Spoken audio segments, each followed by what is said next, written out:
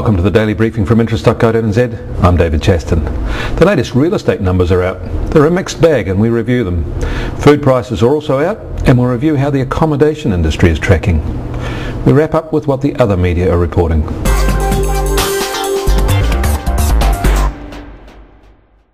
Median house prices zipped up a little in August to a record $350,000. In Auckland it also moved back up to $450,000. But the days to sell rose to 33 days, and most telling, the volume of sales fell to less than 6,400. This lower sales volume is a worry, and it is the key piece of data to watch. In August 2003, more than 10,000 homes sold, and in the next 3 years it was still high, over 8,000 each of 2004, 2005 and 2006. So less than 6,400 in August 2007 is a long way down. It's almost 30% lower than the average of those last 4 years. A 30% fall in volume sold is a lot. And prices will follow. Those houses that have sold are doing so at prices that match the boom market. But many places are just not selling, and these are the ones to watch. At some point sellers will need to modify their asking prices to get their property to sell in this new, slower environment. These low August volumes are in fact another 4% lower than the low July sales volumes.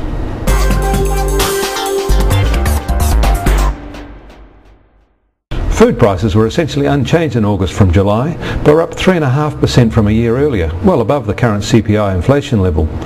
Driving the annual increase were rises in the meat and poultry category. This food group rose in price more than 8% year on year and also showed a rise over the past month. Chicken prices continued their upward climb.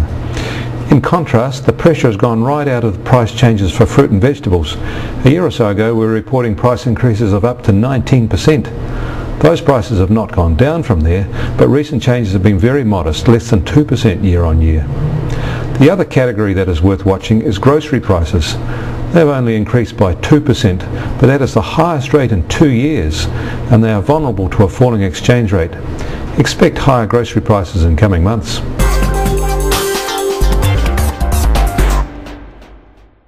Guest nights spent by international visitors in short-term accommodation were 13% higher in July 2007 than July 2006, Statistics New Zealand said today.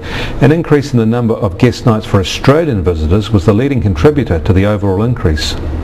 The Otago and Auckland regions recorded the largest gains. This very good July data continues the positive run the New Zealand tourism industry has been having for more than a year now, and the run is likely to continue, especially as the appeal to the value end of the market is sure to grow with a lower exchange rate.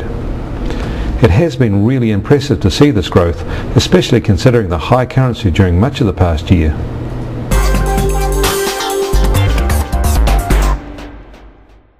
And finally today, a quick wrap-up of some other recent news. Brent Wheeler has reviewed the value of credit ratings as a solution for investors in our finance industry. His analysis is worth a read. Auckland-based consumer finance company Geneva Finance faces a possible future downgrade of its credit rating by Standard & Poor's, who have placed them on watch with negative implications. The Securities Commission has recommended changes to the powers that trustees have over debenture issuers, and the government has accepted those recommendations. They will become law. These changes increase the trustees' access to up-to-date information, but interestingly, there does not appear to be any provision that this new information will need to be made public. You can get more news and stay up with Newsmaker Views on our news page. Join us again tomorrow for the freshest finance news on the web. We'll see you then.